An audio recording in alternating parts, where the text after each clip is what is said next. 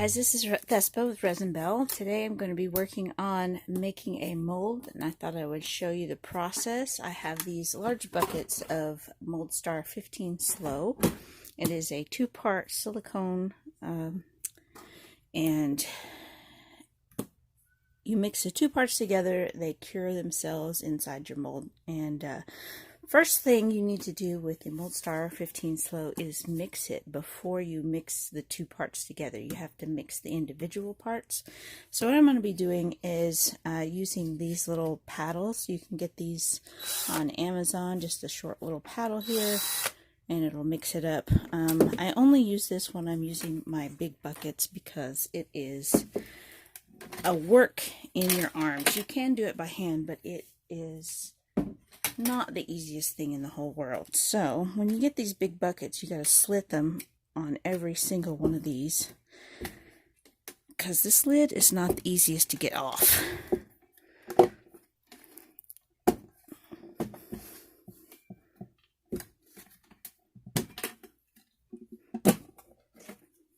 So that's what it looks like inside. Now these have particles that settle down in the bottom. They're kind of thick and heavy, and that's why I'm going to use this instead of my hand, because it takes a long time to get it mixed up good and get all the stuff up off the bottom if you do it by hand. So it's a little easier to do it this way. And also these buckets are kind of hard to pour out of, so I have saved these bottles. This is just like a drink mix, and they come with these cool little tops here, and so I'm going to put one of each kind in these, and hopefully that will help with the pouring, because these bottles can be squeezed a little bit, so that, you know, it'll be easier to pour smaller amounts rather than trying to pour it from here. So that's the idea. So I'm going to get to mixing this.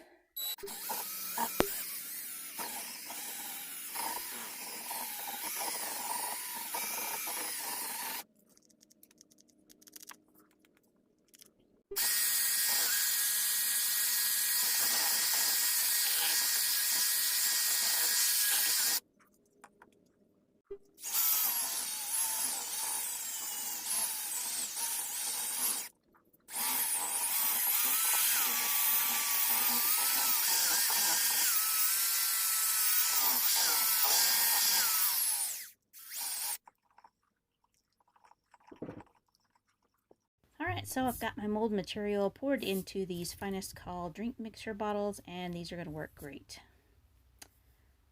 So the first thing I got to do is mix equal parts of the Mold Star 15 Slow, and you'll have this white part here, and then there will be a blue part.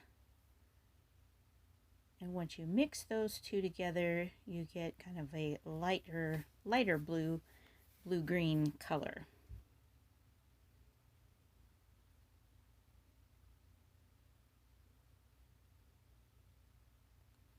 So the best thing you can do is take your time when mixing, mix everything thoroughly.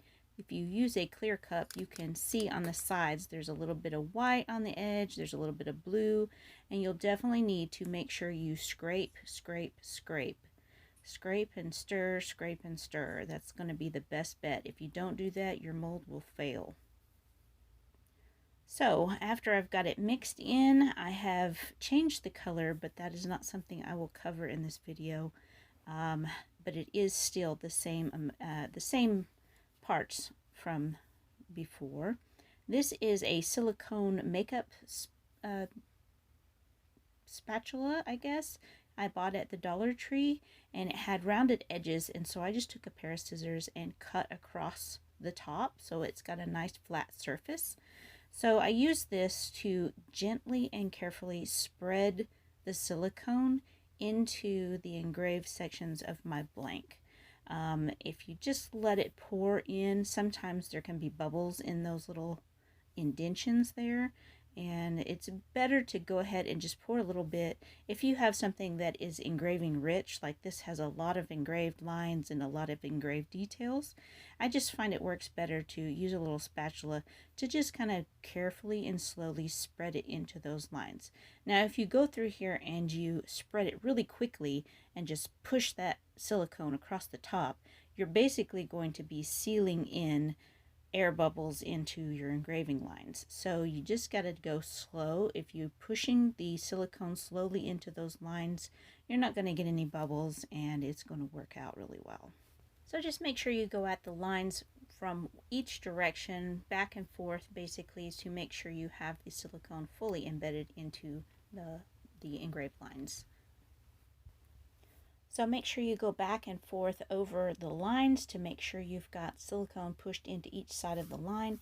And when you're pouring your silicone, make sure you do it from a high up distance so that the bubbles, air bubbles, can pop as they come down in a skinny stream.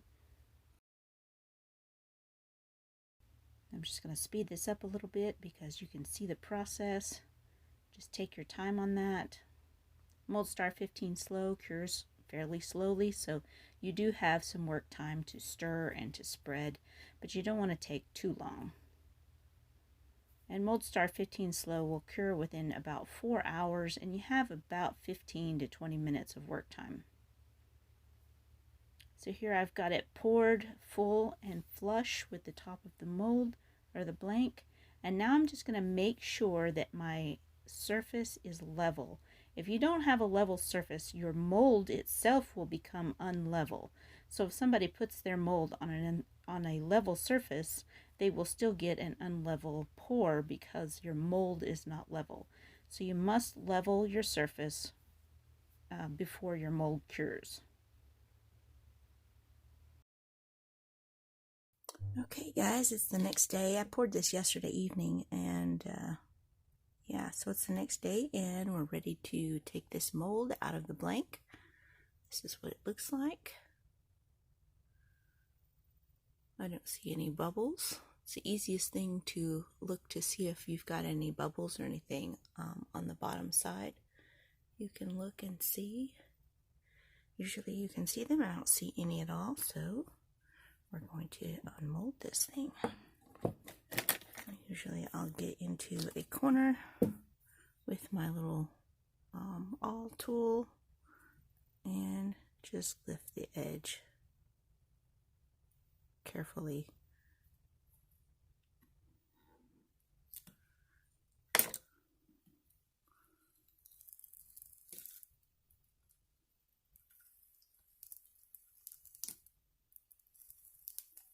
Oh, looking good.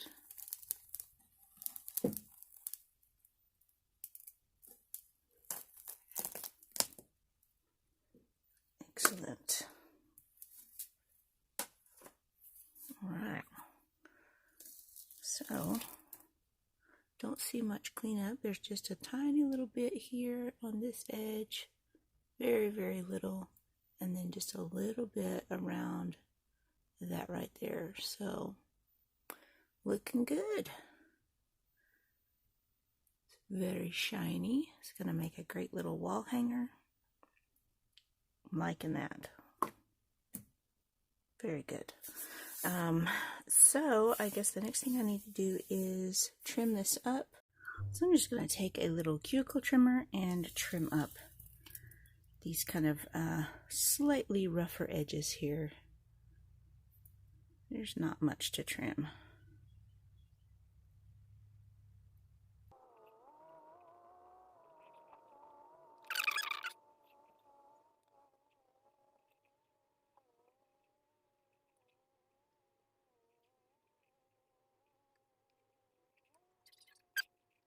So, before I poured the mold, I used this silicone mold release inside of my blank.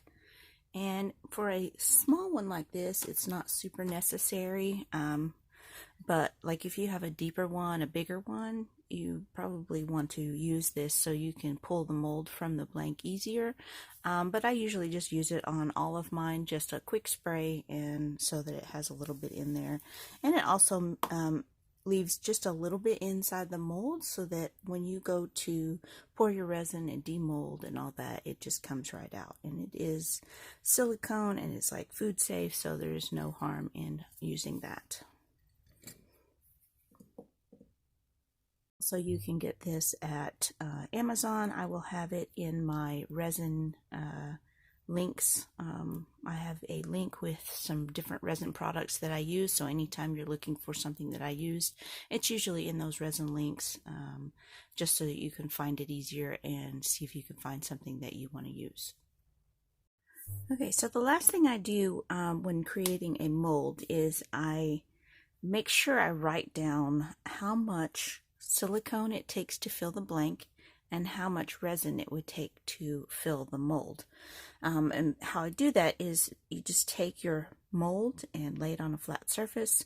If it's a large mold, you can lay it on a flat surface and put water into a graduated cup, such as this, and then pour the water into the mold until you get it full, keeping track of how much water you poured in. And that way you can kind of measure about how much resin it would take. And so then I take and I write on the back of my mold blank, I can get it to where you can see it, I write down how much silicone and how much resin. And then I cover it with a piece of tape so it doesn't go away. So I always know exactly how much silicone I need for making a mold, and then I know how much resin that the mold takes. Alright, so I think that's everything, and we've got our completed mold. And if you want to learn how to make a blank, I have a video up showing how I made my blank, and I will link it in the description box below. If you're looking for any of the products that I used today, they will be in a link in the resin products link in the description box below as well. You can find most of this stuff on Amazon, and I do get a small portion of the sales from that. So if you want to buy something and you want to use my link, that will help me out. And hopefully this will answer your questions. The coloring, this is Mold Star 15. This is the same mold that I made, but the coloring is a process that I spent a little while figuring out how to do, and that is kind of a trade secret. So you are welcome to experiment with your silicone, and there are many things that won't work with it, and there are a few things that will, so that is up to you to do those experiments for yourself. I will not be answering any questions on coloring resin, or coloring silicone. So thank you so much for watching. I hope you guys have fun with this and you get a chance to make your own molds, because it is a fun process. And look for a video showing, I'll be working with this mold next in an upcoming video very soon. And thank you so much for watching. Hit the like button, hit that subscribe button, and I'll see you in the next video. Bye!